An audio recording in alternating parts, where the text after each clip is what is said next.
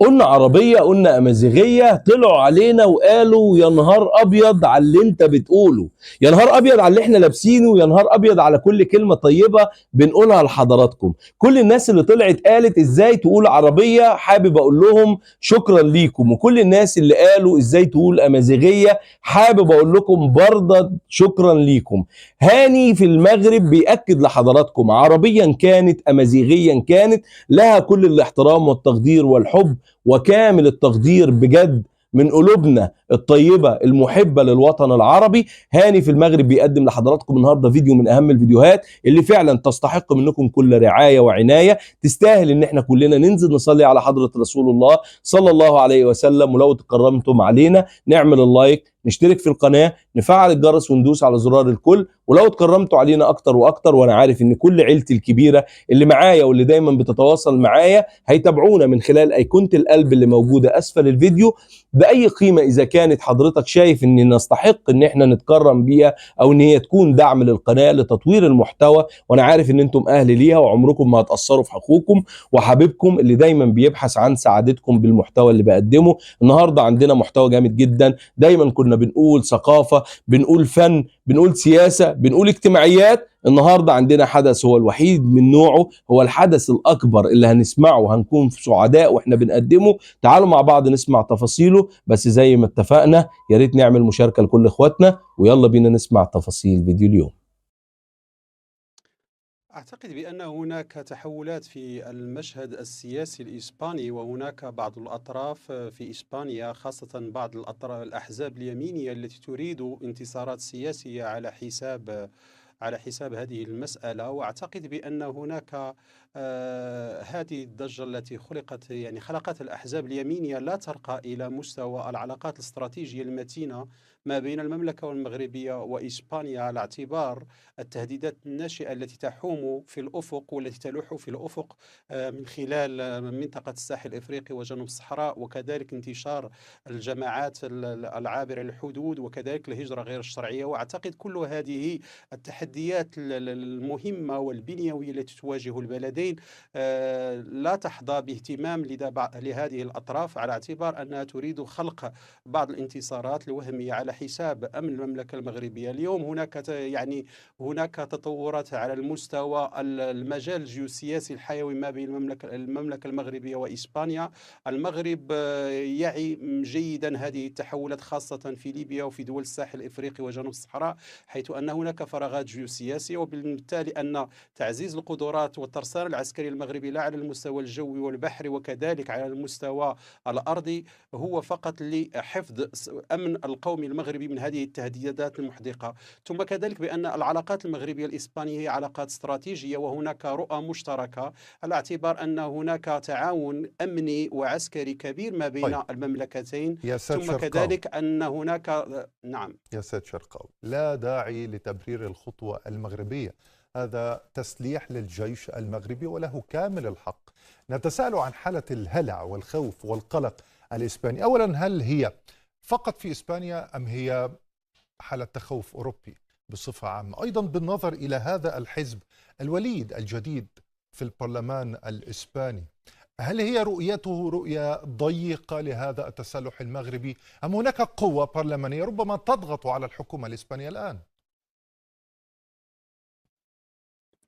أعتقد بأن هناك هذه الأحزاب اليمينية تريد إحراج الحكومة الإسبانية، على اعتبار أن هناك إنفاق عسكري مهم في إسبانيا، حيث مؤخرا تم شراء حوالي 20 طائرة صرب من الطائرات أوروفايترز بحوالي 20 مليار أورو. وهو يريد هذه الأحزاب أن تزعج الحكومة الحالية. أعتقد بأن هذا الكلام هو يدخل في إطار التنافس السياسي ما بين الأحزاب اليمينية والأحزاب اليسارية وكذلك الأحزاب الوسط داخل المشهد السياسي الحزبي. وهذا لا يعني المملكة المغربية في شيء، على اعتبار أن المغرب له التزام التزام كبير يعني مع المملكة الإسبانية في مجموعة من الأمور المرتبطة بالتحديات الأمنية وكذلك العسكرية، على اعتبار كذلك أن هناك شراكات استراتيجية في المجال العسكري. إسبانيا هي سابع دولة مصدرة للأسلحة بقيمة ما بين 2012 و 2018 صدرت حوالي 5699 مليون دولار من الأسلحة، وهي سابع دولة مصدرة للأسلحة ما في هذه الفترة الزمنية المذكورة. وأعتقد بأن ليس هناك تماثل استراتيجي حقيقي، هناك بالعكس هناك اتفاقيات وهناك تعهدات والتزامات ما بين البلدين من أجل دحض جميع التهديدات الناشئة التي قد تضر بأمن واستقرار البلدين، على اعتبار أن هناك كذلك تبادل للخبرات العسكرية وتبادل كذلك للأسراب الطائرات exchange squadrons ما بين البلدين. واعتقد بأن المغرب دولة كذلك تستورد بعض الأسلحة العسكرية من إسبانيا، خاصة كازا 235 التي هي سلاح عسكري جوي إسباني. ثم كذلك بأن إسبانيا تعي يعني بشكل كامل وبشكل كذلك دقيق بأن هناك تهديدات، وأن المغرب هو نقطة ارتكاز استراتيجي ومحوري في استباب الأمن والاستقرار في مدريد وفي الدول الأوروبية. طيب هل نتساءل معك الآن على الهواء، هل ما أزعج الجانب الإسباني حجم الصفقة ربما، أم الشريك وهو الولايات المتحدة الأمريكية، أم دلالات التوقيت لتجديد تسليح الجيش المغربي؟ أيهما أقرب في رأيك؟ أعتقد بأن هذه العوامل كلها يعني مطروحة. هناك علاقات استراتيجية ما بين المملكة المغربية والولايات المتحدة الأمريكية.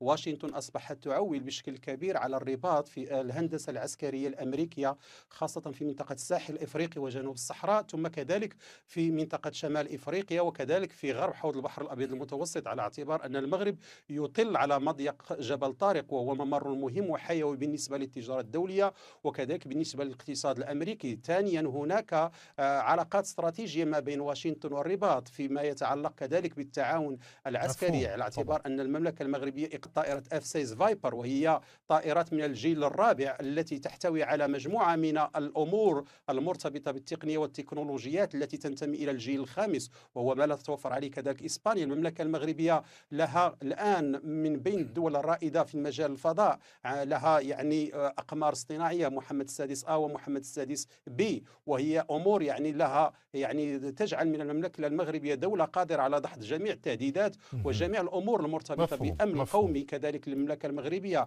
العلاقات الاستراتيجية للمملكة المغربية مع دول غير إسباني داخل الاتحاد الأوروبي، هناك شراكات استراتيجية مع باريس ومع بروكسل ومع روما ومع برلين. ثم كذلك المملكة المغربية دولة محورية في الأمن والاستقرار في مناطق التوتر، خاصة مثلا الملف الليبي الذي تلعب فيه الرباط، يعني تعتبر منصة ذو مصداقية وموثوقة من أجل الوصول إلى حل سياسي، وهو ما دعمه مايك بومبيو مؤخرا عندما قال بأن المملكة المغربية تلعب دورا طلائعيا من أجل حل سياسي في ليبيا. وهناك يعني ربما إشارات إلى أن المملكة المغربية قد تكون دولة ارتكاز استراتيجي في المنطقة وكذلك في منطقة غرب حوض البحر الأبيض المتوسط. واضح يا سيد شرقاوي، واضح. شكرا جزيلا على كل هذه الإيضاحات. شرقاوي الروداني الخبير في الشؤون اهلا بيكم واهلا بكل اخواتي وحبايبي اللي شرفوني وساعدوني واسعدوني وتكرموا عليا ووقفوا جنبي وساعدوني بكل حاجه، وكمان وجهوني على المحتوى الجميل اللي اقدمه علشان اخواتي وحبايبي اللي بساعدهم لما بقدم محتوى يكون عند محطة، يعني عند محل أنظارهم. أتمنى أن أنا أكون دايما عند حسن ظنكم، وأتمنى كل حاجة بقدمها لكم تكون فخر لينا في الوطن العربي، تكون فخر للمملكة المغربية الشريفة. بشكركم جدا في هاني في المغرب. اوعوا تنسونا، واللي ما صلاش على حضرة النبي في بداية الفيديو اوعى تنسى تكون صليت على حضرة النبي عليه الصلاة والسلام تفضلا منكم وليس أمرا. أتمنى من الجميع أنه يدعمنا بكلمة واحدة بس، هي اللهم ألف بين قلوبنا في الوطن العربي واجمعنا على قلب رجل واحد، على قبضة رجل واحد. بجد يسعدني ويشرفني ان احنا دائما وابدا نكون ملتفين حول قبضة واحدة علشان نقدر نقاوم اي حاجة بتضايقنا او اي حاجة حابة تبعدنا وتفتت العلاقة الطيبة بين الدول والاشقاء العربية في كل مكان. بشكركم جدا، نشكركم بالزاف يا احلى اخوات في الدنيا، والسلام عليكم ورحمة الله وبركاته.